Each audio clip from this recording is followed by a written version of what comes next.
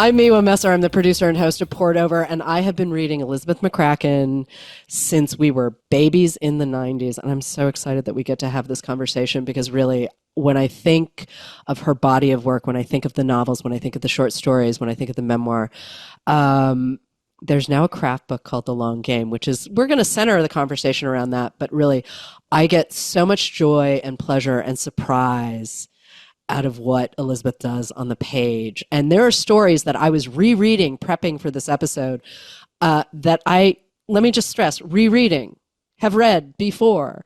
I'm thinking specifically of Thunderstruck, the titular story in Thunderstruck and Other Stories, which was a finalist for the National Book Award. It still surprises me, and I still am hopeful that maybe things will take a different turn. And somehow it just never happens, and I still constantly walk into that story with eyes wide open. And Elizabeth, thank you for making the time. I'm so happy to see you. My pleasure. It's so lovely to see you. Long Game, though. There are a couple of points in The Long Game where you're like, I don't believe in craft books. I don't know what craft is. You've been teaching writing for 35 years at a very high level. Can we just start with, I'm not sure I believe that craft exists. It's so funny. I say it all the time to my students, and they say, with a similar level of consternation as you just displayed, what are you talking about? Like every week you talk about craft. Right. I suppose that when I teach, I really don't know how to talk about fiction except for when I read a story and then reacting to the story. And then it might make me think certain things that are true, at least for a lot of stories. But, I did grow up learning how to write fiction in the 80s, actually, where there were a lot of really firm rules of what a story should be. Mm-hmm. And there was really a sort of a platonic ideal of a story. And we were told, I think when I was in graduate school, I think mostly by my classmates, not by my teachers, but that there was a certain shape that a story should assume. And there were certain things that dialogue should do. And there were certain ways that time should move. Mm-hmm. And I don't believe in any of those. And the thing that I always tell my students, and I think it's in this book, if it's not in this book, it's in my last book, which has some pieces of writing advice in it, that when stories fail, it's because they break rules that they've set up for themselves. Right. And that's the main thing that I believe about craft, is that you can really do anything if the story teaches the readers how to read it.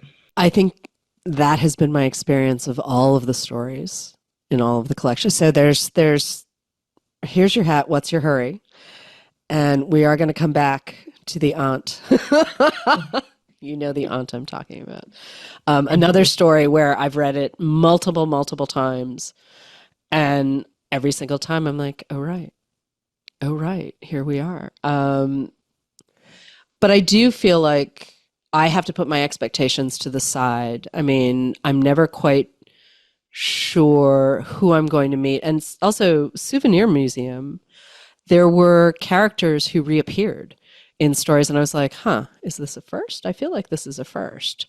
I feel like Jack and Sadie definitely had their own arc within the story collection, but I was like, have I ever read a story where you've repeated? And I don't think I had. Was that a first in Souvenir Museum? It was for me, and I think that I was thinking, I just read on social media, and I meant to follow up that Stephanie Vaughn, the author of this amazing book of stories called Sweet Talk, who had recurring stories, including the dog of the story was one of them. But in that collection, it's the only book she ever published. She was in the New Yorker. Yep. She taught for years at Cornell, and that book came out either when I was in graduate school or just afterwards, and it had repeated characters, and there's some of my favorite stories. Yeah. And to the extent that I was taking inspiration from any other writer, because there are other writers who have repeated characters, it was from that book, which is one of my favorite collections. And I think that she just died. And my brain is asking me how I missed this, and I will be running off looking for this because I love story collections. And, when I was coming up as a baby bookseller, there was this attitude that story collections were the thing that you did before you got to fly with a novel, right? It was like, well, this is what everyone who was a serious writer got a debut story collection, and then you could show us what you had with a novel. And I feel like you were sort of in that right? It was the 90s where it was sort of, we had this moment where literary fiction was the thing, right? And we had a really vibrant magazine culture and a really vibrant newspaper culture and radio. Like, you just didn't know where you were going to stumble over your next favorite writer, but everyone aspired to be a literary writer. Like, everyone wanted cut glass sentences. But you've always sort of just said, well, the thing will tell me what it is. I think that's true. I often say that I think I may be the last writer in America who sold a first collection on like 3 or 4 stories, none of which had been published before. Like it's an unthinkable thing Right. now. Um, and I'm one of those people that I wrote stories and I thought I'm really a story writer. And then I wrote my first novel and I went, this is great. I think Yeah. I'm a novel writer. Like there's so Yeah. much more room. It's this forgiving form. I can go anywhere I want to. And then I wrote 2 novels, and then I wrote a couple of novels that fell apart. And I went, oh, I think I'm really a short story writer. And now I take such pleasure in writing either Right. one, and both feel very important to me. And I think of the form a lot more, Mhm. whichever form I'm working on. I try to think of what can only a short story do, what can Right. only a novel do, and just take pleasure in those possibilities. So can we sit with that for a second? What can only a short story do versus what can only a novel do? Well, I think a short story can give you this sort of astonishing x-ray of a person or a relationship or um, even a setting or an event in which you are briefly overwhelmed. I mean, that's the thing that I really love about them. I really like short stories that try to go for it, that surprise you, that are loud. You can pull the rug from underneath your readers in a novel sometimes, but if that's the goal of it, it will feel like a trick. Right. But in a short story, I don't know. This okay. I'm I'm too fond of metaphors when it comes to writing, Hmm. and this is a new one I'm offering you, Miwa, which Okay. is that I love magic, and it's the Yeah. difference between like astonishing sleight of hand and a whole stage magic show. And the thing about astonishing sleight of hand is that you can think the point of it is, oh, how did the magician do that? How was that done? That's so surprising. And you can stay in that moment of surprise and have that be really meaningful. I mean, have the surprise be profound. Whereas I don't think that you can be as surprising in a novel and have it be profound. Does that make sense? It totally makes sense because also I think of novels as a way to spend time. Like, novels deliver time and interiority in a character's head in a way no other form does, right? Right. Like, we're in it, we are there for however long it takes us to read this thing. And listening to you talk about magic as a metaphor, though, for a short story is like the Aunt Helen Beck story. Here's your hat. What's your hurry? The Aunt Helen Beck story, right? Like, the thing. Okay, the thing that you do at the end, right? Where she's everything in the story. She's this odd character who keeps popping up in people's lives, and everyone's sort of circling around her, puzzling it out. But where you get her to in this very tightly written story is amazing, and the ending still surprises me. And again, I have read this story multiple times, and I get to the point where I'm like, well, that's the only way it could go. But it doesn't seem like it's a great idea. But that surprise, right? That surprise, that magic trick where it's like, it's still kind of a hopeful, joyful story, even though she's a So, weirdo. She's a weirdo. And the same thing with the story right before that, the house in Massachusetts where dad is a drunk and just kind of leaves, and everyone in the house takes on the raising of the children. And it's like, oh, wait, like, what? Whose dad? What? And yet you end up with a genuine family. And I feel like that's one of the things that I get from reading your work is that you're always looking for where the idea of family pops and where it doesn't, and you're always looking to sort of turn it on its head. Yeah, Um, yeah, I think that's true. so when you're thinking about the language, though, right? Like language always comes first for you.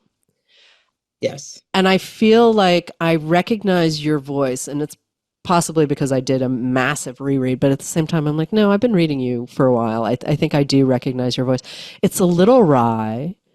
It's always a little tender, but it's also very sort of raised eyebrow.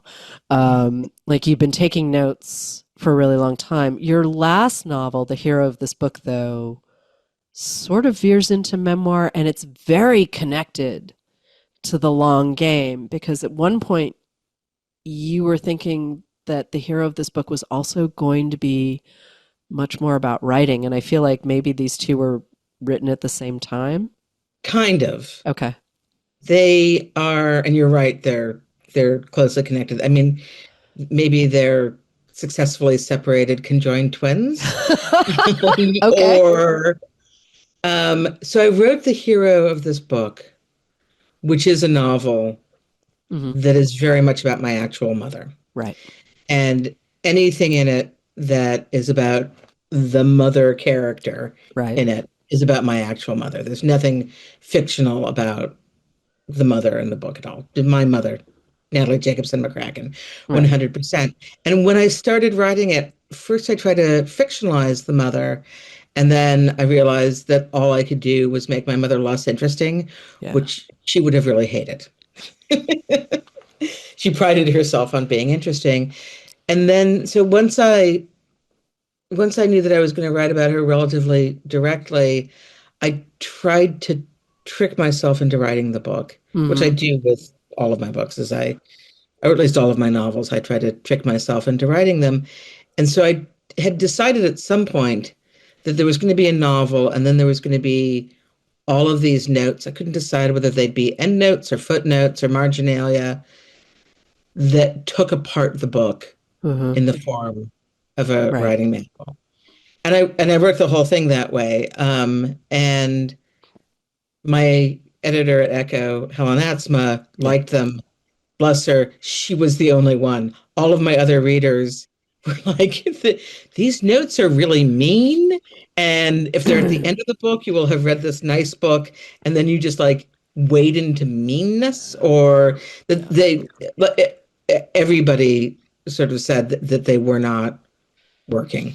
Okay. And I thought they weren't working either, but they were the scaffolding that I had put up in order to write the novel itself. And then I took about 5% of them, and they went right into the novel. There's 5% Okay. sort of writing advice in the novel. Because in the first version, the main character, I don't know what I thought she did, or the narrator rather. But when I knew that I couldn't use the notes, I made her a writer. Right. I made it unclear about whether she was me or not me. Right. But then I had all of these notes, and it took me a few months before I thought, well, maybe I can write a craft book. Right. I've had students ask me about writing a craft book for years, and so I took those notes, but I quite heavily revised them, and there's Yeah. a lot of other stuff in them. Right. I It's a love the clone. Maybe it's a clone. It's a little bit of a clone. DNA Okay. from that last book that I then turned into a book. One of the things, though, I love about the hero of this book, though, is that our narrator is walking. Like, she never really sits down. Well, she sits down like for 2 minutes in a couple of places, but like, she's always on the move. And it's a very short book, which I also I love a single sitting book. What can I say? But she's always on the move and she's constantly thinking about her mother. And I love the mother character. She just seems very wild to me. She seems very New England to me. And I don't know if that's because I've read a lot of Sarah Manguso too, or if I grew up around people like this. Like game recognizes game. And I'm sorry I didn't get to meet your mom, but I really love that character, and I love her sense of openness to the world, right? And she's in a scooter and she's like, now I can go faster. Now I can see everything. Now we have learned how to get extra tickets for the theater. I'm like, her view of the world is so expansive and slightly unexpected, right? Like there are other people who would be like, "Oh no, I can't move around the way I used to," or shoes are a pain, or and they would curl up, and that's not at all the hero of this book. And but it feels again very you, um, because there are unexpected moments of grief. And then there are moments where it's like, that is the funniest thing I've ever seen. Like the gross sandwich. She's eating a sandwich. She's like, "This is the why did I think cress and cream cheese? And why is my cream cheese made up like tuna salad? Like it is so appallingly gross and so funny. And yet she's also about to miss a boat because you're doing all of these things at once." Which brings me back to setting as context, right? Like, I don't think I've heard a lot of people describe setting as context, and I love that idea. And I'm hoping we can break it down for a minute because I think it might be a new concept for some people. I mean, I love thinking about setting and I love thinking about context, particularly when it comes to short stories. By Uh-huh. the way, Sarah Mangusa, one of my favorite writers, Right? Oh my very, God, she does the thing. very happy to be mentioned in the same sentence as her. Um, because I think short stories often are about characters out of context. And I Yeah, tell my students, if you can't get a character to move, you just have to take them out of context, that you know who they are, you've yeah, created them. And what's interesting is when you put them in a context that runs counter to who they are. right. And, my favorite stories are about characters who are somehow taken out of context. And I think that my students always get very wary of me talking about physicality and thinking about your character's Mm, physicality, but setting is a big part of that. yeah, yeah, That it's interesting to know where your characters are physically and in the concentric circles around them. Like clothing is setting, the chair I'm sitting in is setting, the room I'm in, the right, neighborhood, the town, the country, and all of those things when you're an actual human being in the world, not even a fictional character, they have an effect on you. And that it's very easy to write a story in which somebody is just sort of in a blank space thinking deep thoughts. right. But it's not as interesting as thinking about, yeah, all those contour map circles around us as we exist in the world, or as your characters exist in their world, whatever that world is. Right. Or the idea that you can stumble onto a memory, you can stumble onto an interpretation or reinterpretation, simply because you're physically moving. Right. Like, I mean, I am more forgiving of novels where nothing happens. I mean, a story, you simply cannot have a story where nothing happens, right? Like stories are about that hinge moment. There's before and there's after and it tips and you're always just waiting for the tip, right? Like does the tip come at the front? Does the tip come at the end? Does it come in the middle? Like but a novel, I can be much more forgiving of like, let's noodle around for a little bit because if the language is there, I am okay. Yeah. But novels can get flabby in the middle and I'll still forgive it. It can get flabby at the end, I'll still forgive it. A novel really can't be flabby at the beginning. Like it Yeah. really, like it's asking way too much, I think, of a reader to be like, hey, 150 pages in, it really picks up. And it's like, you kind of can't do that. But I love the way you describe plot as the electricity between events. I'm like, oh, yeah, that actually absolutely describes your work from the shortest of the short stories to the longer. Like, that is exactly the electricity. I'm like, oh no, that is going to enter my vocabulary and never leave. Um, when do you know you have the thing? Like, when do you know that the draft is where it needs to be? I mean, is it that spark of electricity where you're just like, oh, right, this feels like the thing?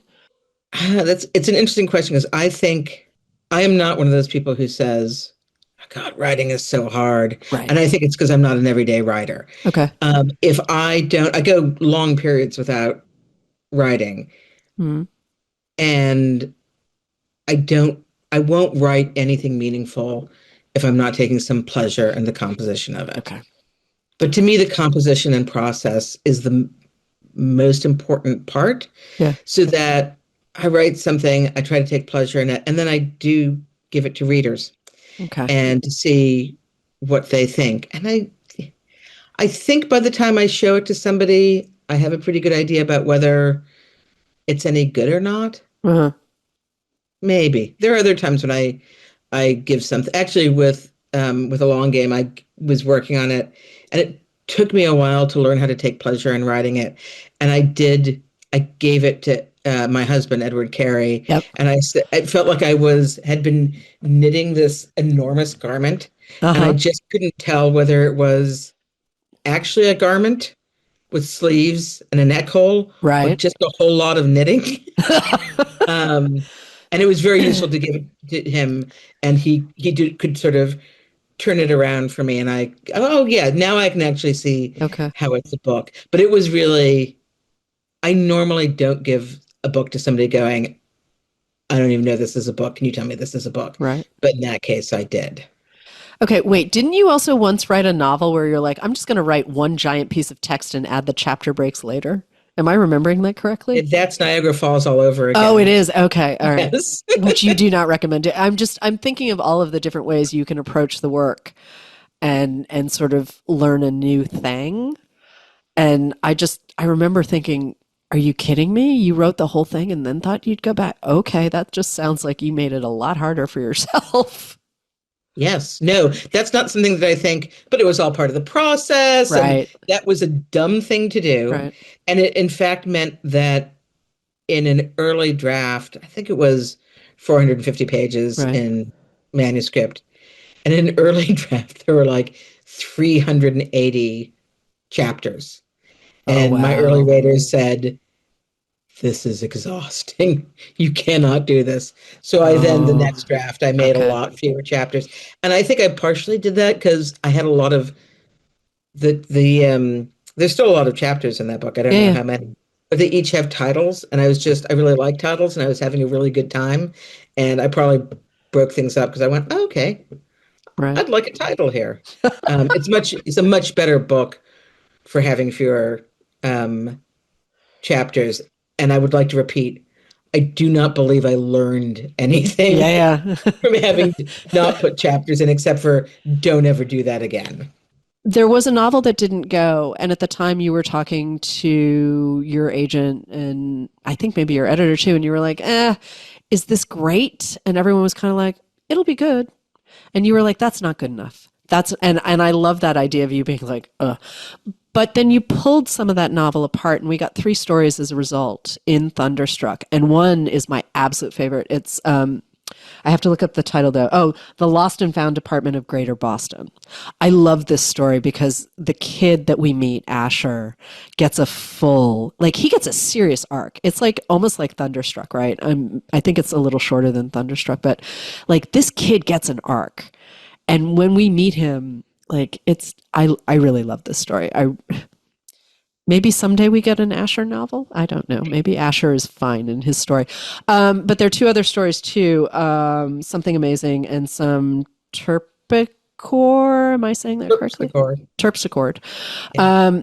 Those three stories in Thunderstruck had started as pieces of a novel, and the characters are all very different. The voice is very you. And I'm wondering how we sort of reverse engineer stories from a novel. I mean, do you just get attached to the character and say, okay, we're going to do something else? Or did you just say, this is a great moment and I'm going to build around this moment and I'm going to create a story as opposed to trying to stitch together a novel that, you know, is okay? Yeah, and it was okay, and some of it was less than okay, and it was so not working that when I tell people there are three stories in this book Right. that were from the novel, sorry, I want to guess which three were part of the novel. Nobody has ever guessed right. Yeah, I wouldn't That's how have. That's how separate they are. Yeah. But I'm delighted to hear that you like the Lost and Found Yeah. I really do. Department of Greater Boston, because that actually is that was the heart of the novel. That Asher was the main character Okay. of the novel, and his mother, who's not really in that story, I don't think. There's a bit more of her. There was a lot more of his grandfather, Uh-huh. but he was the heart of it, and then there were other characters who sort of fit around him, Uh-huh. Uh-huh. including the characters who were in Some Terpsichore and Something Amazing. And to show you that the novel didn't work, I actually could take those out Okay. of the novel without, and I revised all of them heavily. They didn't just pop out. Right, And it's right, interesting because I often say to students, one of the worst pieces of advice that pops up in fiction workshops is that you write a really complicated story with a lot of characters that takes place over years, and somebody will say, "Oh, this should be a novel." And I always say, you cannot write a successful novel based on a successful short story. right, You can only write a successful novel on a failed short story. And I think maybe the same thing may be true the other way around, right, that if the novel had worked, I wouldn't have been able to take short stories. But I feel 100%, and I've right, written several novels that are in metaphorical drawers. right, Um, but that one was a real failed novel. Like it just right. didn't hold together. Well, and I have to say, like the story itself, Asher's story, this Lost and Found Department of Greater Boston, it is a really deeply satisfying story. Like I get all of the things, right? Like I get his story arc, stuff happens. I meet a narrator that is really deeply self-serving, and I'm like, oh yeah, you guy, you think yeah, we've met you before. Not necessarily one of your pieces, but just like it's one of those people who's just a little clueless but thinks he's got it going on. And I love a narrator like that. And I love a narrator who has sort of the world handed to them in a way where they're like, what do you mean? Like, my guy, my guy. It is a really, really, but it's also satisfying on an emotional level. I mean, it's working on multiple levels essentially. And you've talked about sort of plot as like the architectural time thing, but also plot as emotional plot. When did that become, because not everyone talks about plot in those ways. Like when did that become something you knew or realized or use? Weirdly, I know Uh, exactly when. If I okay. thought about it, I could even come up with a year, which Okay. is I was talking to my dear friend Paige Williams, who's a brilliant writer, writes for Yeah. the New Yorker, and we were talking about fiction, and she said, "Could you explain plot and fiction to me?" Uh-huh. And I thought for a moment, and I drew this chart, which is in a long game, that is a line of active plot and a line of emotional plot. Right. Active plot being all the things that happen within Yep. a story or novel, and emotional plot being all the things that a character or characters feel Uh-huh. in a story or novel, and that where real plot exists is sort of in the force field between the two of them. Right. When events change what characters feel, and when what characters feel causes them to do things. And I drew it on a cocktail napkin. And I believe Paige still has that cocktail napkin. And I had never thought of it so explicitly before, Yeah. that was how I thought about plot. And I really do think that plot is idiosyncratic. That writers want to think of it as being something sort of standard, like a little mechanism that you put in your work. But I think for the writers who really mean something to me, their plots, the way they move time and character through Yeah. stories, are as idiosyncratic Yeah. as their language. I think that, my two favorite short story writers are Grace Paley and Edward P. Jones, who Yep. are extremely different writers. Yep. But both of them, if you sort of try to, I don't know, if I try to map their plots, I'm they seem so particular to the writers. Without a doubt, especially Lost in the City. Oh man. That and the way that book hangs, and it just I know exactly where I am in time and space in that book in ways that I'm not sure I do when I read other short story writers. And I like Paley quite a lot too, but like Jones, every time I see his byline pop on something, he just edited a Best American Short Story. I'm like, does this mean we're getting it? And his agent is like, no. Like, are we getting I just it? No. there's I've heard, I don't know whether this is Okay. true, but that, Lost in the City and All Aunt Hager's Children are connected Yes. collections, Yes. and that there's a third collection that are connected with those Oh, same characters. It's all I want in the world as a I reader. That okay. book. It. I would be bouncing off the walls if that third book ever showed up. Me too. I just what he does, and it's funny because there's a line you have in the long game where you're saying, well, voice isn't everything. And I had a moment of clutching my pearls because voice for me, as a reader, voice, like I need voice. But voice is language. And you're like, well, actually, the thing that matters most are the parts of the story that make the story. I'm paraphrasing you poorly, actually. I'm sorry about that. But it's a great idea that it's actually the meat of the story that you need to be much more concerned about, and you get voice from that. And I was always reverse engineering it, saying, well, voice is the thing I go to first. But when I think about Edward P. Jones, I'm thinking about voice. And yet it is built of all the details. It's like, this is what the chair is, and this is the apartment, and this is what the road feels like, and this is what the sounds of the city are. Right? It is all of that stuff. So, you for a reader, though, what are you reaching for first? Like when you're As a reading? reader, Yeah. I think, and in a long game, I think what I say is that it's material. Yeah. It's the Oh, that, the things yes. that you're Thank you. the things that you're writing about. And for Jones, that is it's Washington D.C. and its inhabitants. And there is this obsession with the city and its inhabitants and its neighbors, and its neighborhoods and the people who live in them that I think Jones is obsessed with. And Yeah. it just charges everything. And I think that, I'm really lying because for me it is language first. Yeah. Like if I open up a book and I read the first page and there's no pleasure or originality in language, then I put it down. Like Right. it is the baseline thing for me. Yeah. But I really love to read a book that I can tell that the writer is kind of obsessed with what they're writing about. Yeah.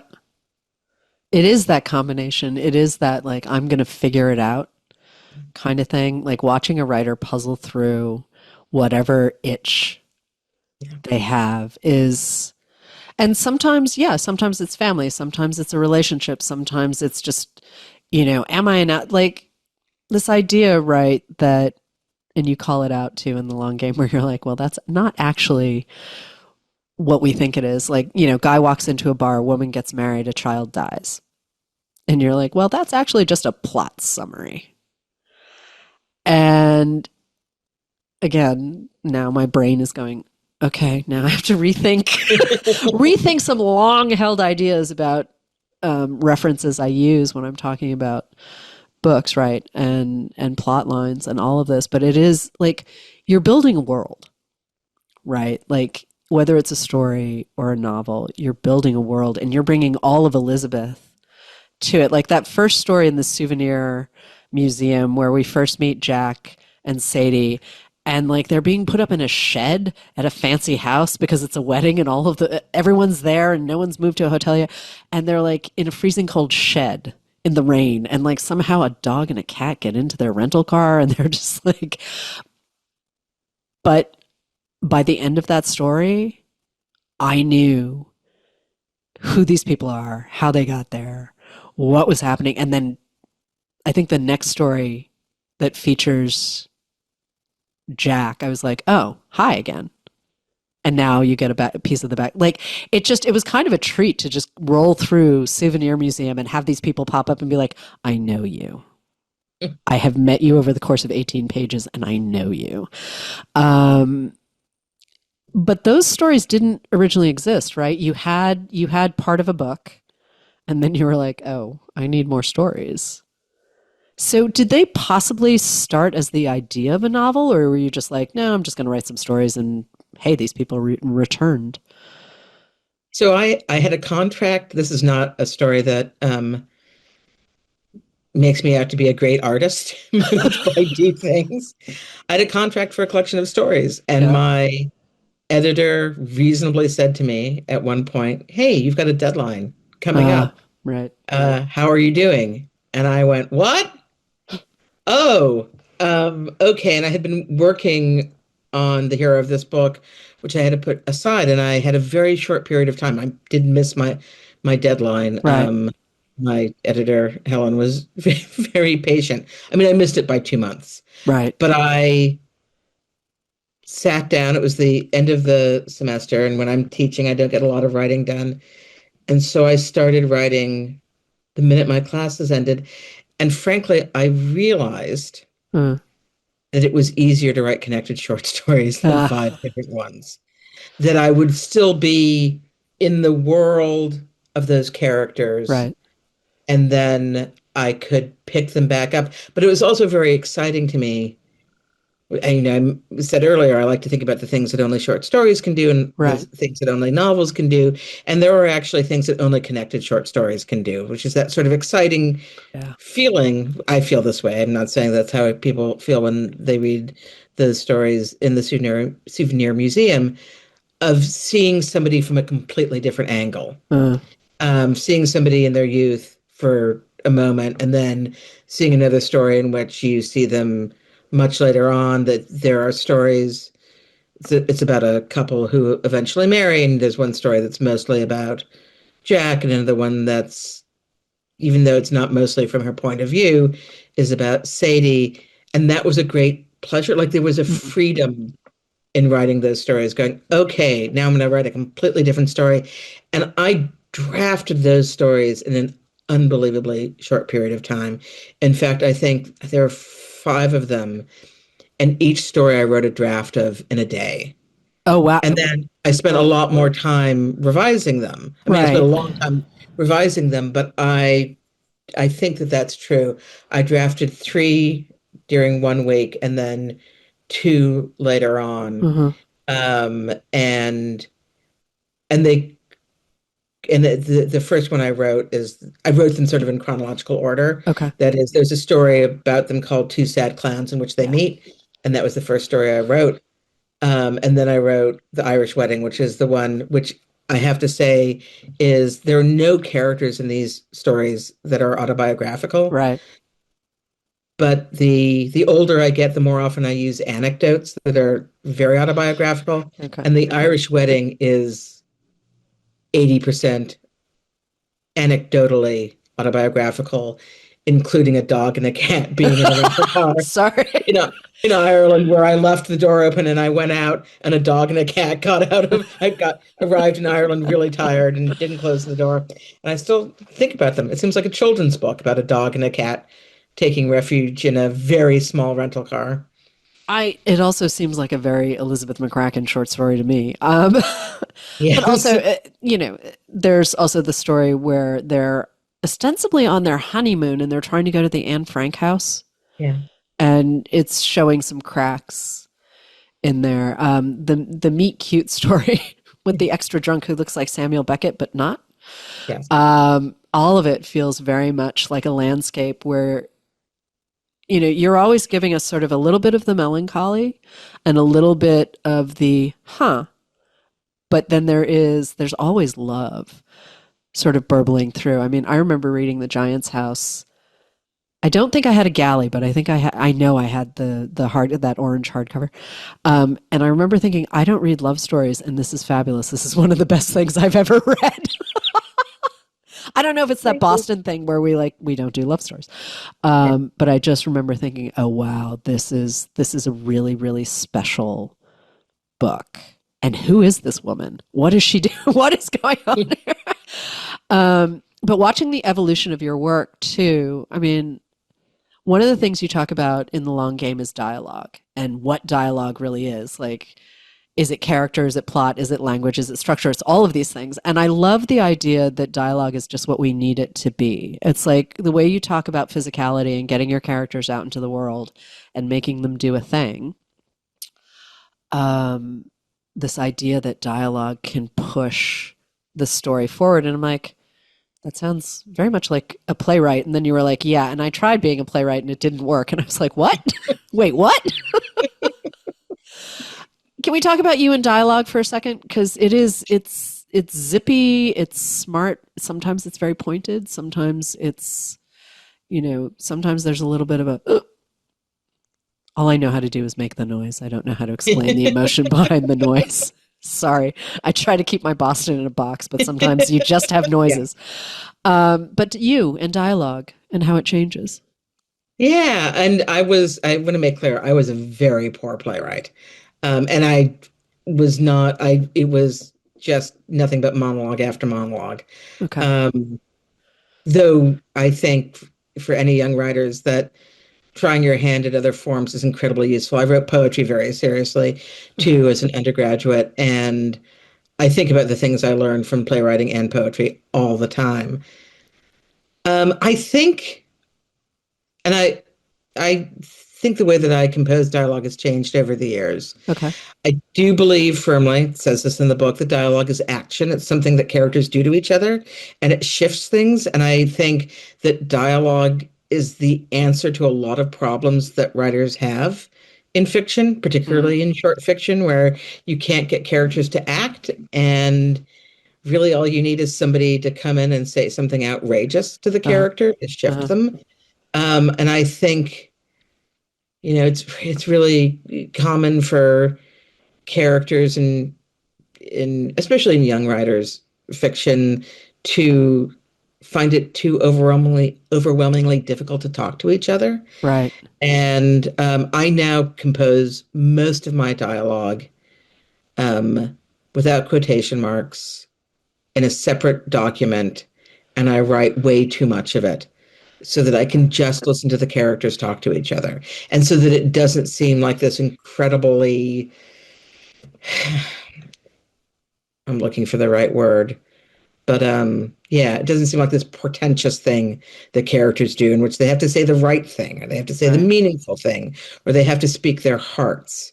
Yeah. Because I think that it's all right to have characters say exactly what's on their mind sometimes, but Uh-huh. generally speaking, it's boring and it Yeah. doesn't move fiction when that happens.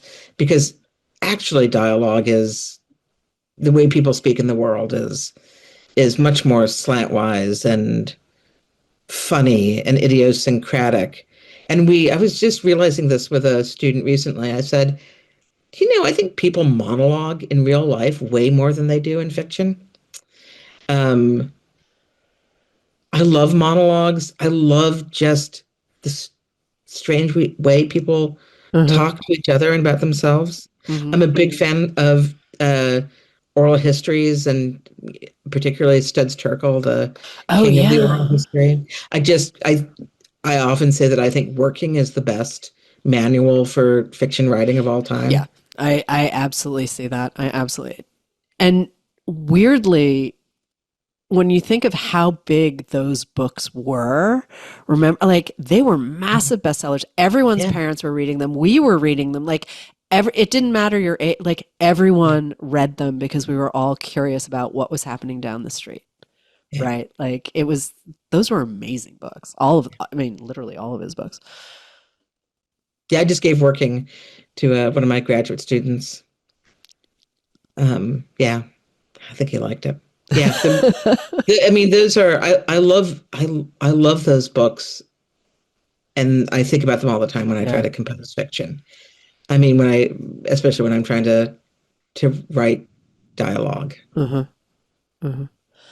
Um, humor, which you say is not shallow, which I love.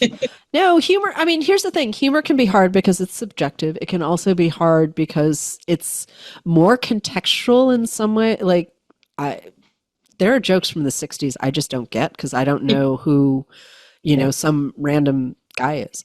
Um, but I do think humor and I've mentioned it a couple of times in this conversation, like we need both, right? Like, I need the sort of raised eyebrow, like, can you believe? Um, Thinking a couple of times, the mother and the hero of this book, where it's like, she's got some things that she would be mad that were mentioned in the book. And I'm like, yep, totally get it. Totally get it. But it is kind of funny, right? Like, you're just like, well, but this was your life and we need to talk about this. But humor is something that you have always had the right balance of. I mean, I love a comic novel too, like Paul Murray, totally there. Um, but there's something to be said for sort of reflecting back on, like, having ourselves reflected back on us. And I think humor is part of how we do that. Um, I guess it goes back to voice and language. I don't know. How do you think about humor when you're using it?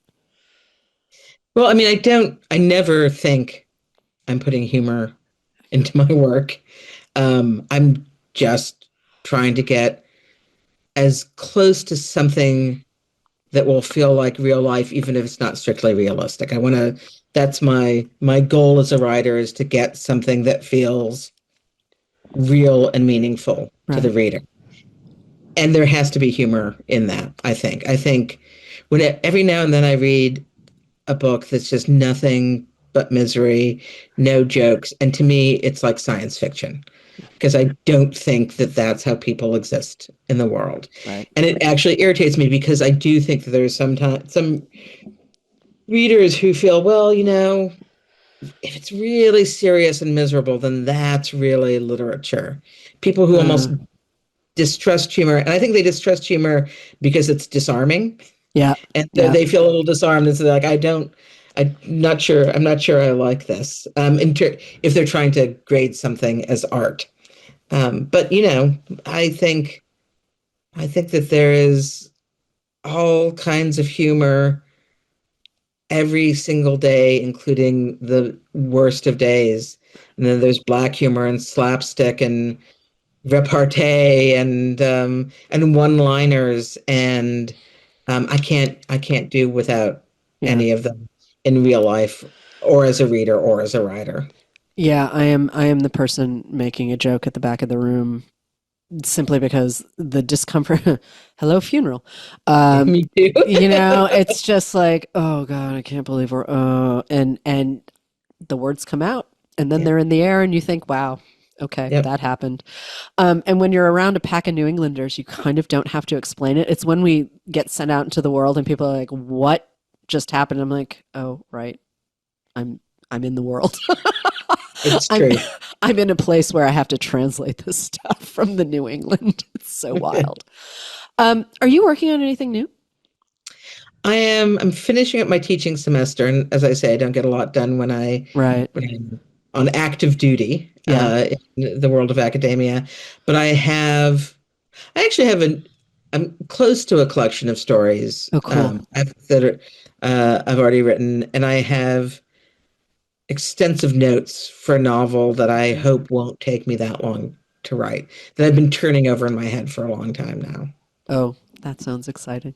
That sounds very, very exciting. All right. So while we wait for the other story collection in the novel, however long they take, one of the things that I found really interesting too, because I don't write fiction, right? Like, yes, I'm a bookseller. I love selling fiction. I love talking about fiction. I love picking it apart. To see how it kind of works, just because it really does feel like a magic trick. Like that metaphor is super apt. Um, but I got a lot of pleasure out of reading The Long Game simply because it put me in your head in a different way. And I'm wondering how it feels now for you to have this book out in the world, because it's a side of you that we haven't necessarily seen. I mean, there have been moments in interviews, sure, but like, this is a lot of you in a very personal way over 35 years of teaching. Yeah, and I hope it's interesting, even if you're not writing a novel. And I said earlier that when I was writing it, I was trying to figure out sort of how to take pleasure Yeah. in writing it. And I think once I started putting in weird little anecdotes Yeah. about myself and trying to get some sort of narrative into it, that was, Uh-huh. I think, what was stopping me before, is that I was going, okay, now I'm writing about dialogue. Now I'm writing Yeah. about setting. And so even if I believed, because the book is made up of a bunch of little 280 small subsections, Right. and I could get interested in a subsection, but once I got interested in, oh, how can I make this book as a whole interesting to me? Right. That's when I began to take great pleasure in writing it. Well, it shows. I mean, that's the thing. You can always tell when a writer's having fun doing the thing, even if, like, I'm going to use Daniel Mason's Northwoods as an example. Like, it's clear he had a really good time writing that book. And there are some moments in that book where it's not fun. Yeah. You know, bad things have to happen. But at the same time, like, it is clear that he had an amazingly joyful time writing that book. And it shows, and it's fun to be part of that, even when, you know, twins are doing terrible things. But Elizabeth, thank you so much for making the time. There are 9 books, right? Between the story collections and the novels and a memoir, and now this book, the craft book, The Long Game. 9 ways to dip in and out of really, really fun, smart stuff. Thank you so much. I really appreciate it. Thank you so much. It was a joy to talk to you. Thank you for listening. Poured Over is a Barnes & Noble production. To help other readers find us, please rate and review the show wherever you listen to podcasts.